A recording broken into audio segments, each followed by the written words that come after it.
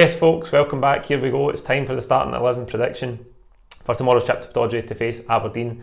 We need to start though with the biggest scalp the starting 11 predictions ever taken. You must have seen the other night, about 38 minutes, Neil Lennon and Gavin Stratton watching something intensely on the laptop before making two subs at half time and going into a 4-2-3-1. What was the team after half time again?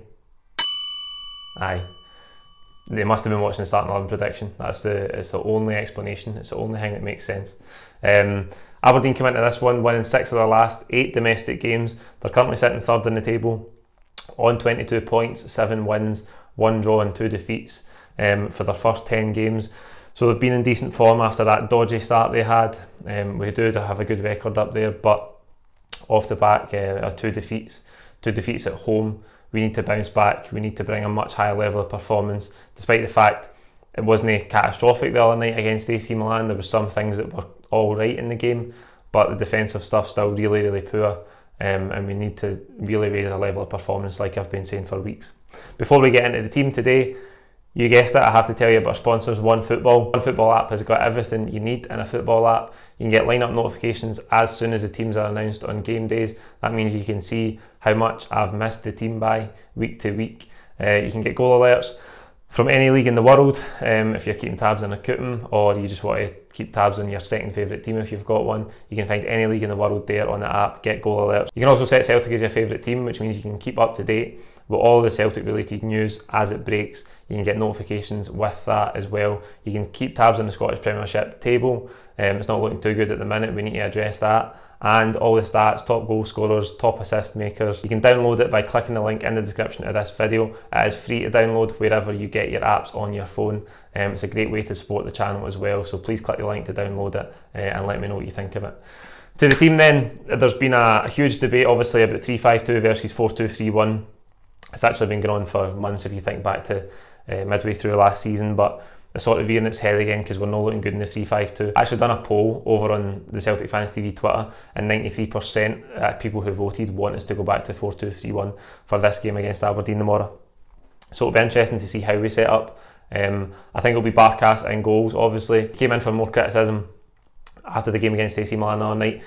Maybe harsh, but I think people are just starting to see he's been here for 2 or 3 months now, and he doesn't really look like he's going to make big saves. We just need to see a performance from him where he saves chances, he saves clear-cut chances, he makes big saves. We haven't seen that yet, and I think that's why people are growing frustrated with him. I know he's came to a new country, it's crazy circumstances around about COVID and all that as well, so you don't know how he's adapting to life in Scotland, but he is struggling on the park. He'll start in goals though. Having said that, I want to stay back to 4-2-3-1, the same as I said during the week, I think we're going to be 3-5-2. I think domestically that's the formation that Neil Lennon wants to play. I don't know where we stand with Beaton and Alamed. I don't think they're back ready yet. So that will mean Stephen Welsh alongside Shane Duffy and Christopher Ajer. Shane Duffy was really poor again the other night. As I said, he was heralded as this big signing. He's got to start performing. I don't think that back three suits him at all. I think he's far too slow to play in that sort of setup. But I've just got a feeling Neil Lennon will persist with the 3-5-2 because that's what he wants to play going forward domestically. Certainly against everyone else apart from Rangers. Hopefully going forward he's going to have to tweak the formation back to a 4 at the back when we play Rangers the next time. But I think in the rest of the games he wants to play 3-5-2. I think he'll go with that for the start of this game, and then if he needs to change it, he'll change it as we've seen against AC Milan. Hopefully it's the game's not in the same scenario at half time though if he needs to change it. So that back three, Frimpong on the right hand side, Laxalt on the left hand side. I thought Laxalt was good the other night. I know he lets Castiglio come inside for the first goal and get the cross in, but he showed a lot of energy. You can tell he's going to be a good player for us. Frimpong on the other side got into brilliant positions again. His final ball was so disappointing.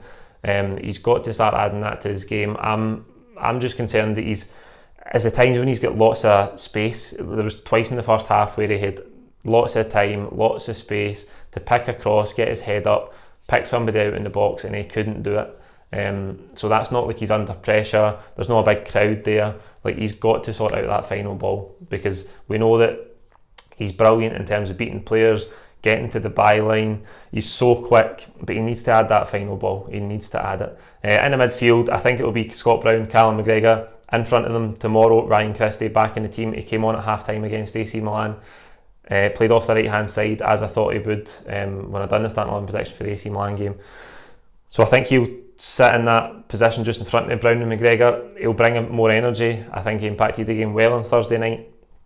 I don't think Encham did enough again on Thursday. His performances have been really poor recently, so I don't think he'll keep his place. I think that'll be the midfield three. I think Mohamed El Younousi, who came off the bench to get a goal, he played from the left-hand side, which you can see he's much more suited to. Okay, it was a header for Ryan Christie's corner, which isn't his forte, headed goals, but he impacted the game well. He got the goal. I think he'll play up alongside Albi and Ayeti. Ayeti was good the other night. I thought Chris Sutton was really harsh on him in commentary. I thought he held the ball up well at times. It was difficult for him, but he's been stop-start with his fitness, and I thought he looked good in some things that he'd done the other night. You can see when he's in the box and he's snapping at shots and stuff. Maybe that's just a wee bit of rustiness because he's not played for a few weeks. But I thought his hold-up play was good, and I think there's a player there, and we know there's a goal scorer there because of the goals he's scored so far. So I think he'll start up top. We've got Griffiths on the bench. Edouard isn't ready yet. That is concerning for us. We play Lille on Thursday night. I don't know how he'll be for that. I wouldn't expect that he'll be back for that. I think we might be looking at next Sunday against Aberdeen again in the Scottish Cup, the arranged Scottish Cup semi-final for Edouard, because if he's not ready to even be in the squad yet, which it looks like for tomorrow, then I think he's still some way off of being able to come in and start the game. So hopefully that'll be next Sunday. I think it'll be Ayeti and El Younousi up top. That's the team I've went with. Like the video, comment with your own thoughts below. Who do you think will start tomorrow, and what formation do you want to see? Do you want to see us go back to a 4-2-3-1 domestically, or are you happy for us to keep persisting with 3-5-2 against the rest of the teams in the league? Don't forget to subscribe if you haven't already. We're finally over 25,000, so that's absolutely superb. And we'll see you tomorrow after the game for live full-time reaction here from the home of full-time reaction on Celtic Fans TV. Cheers.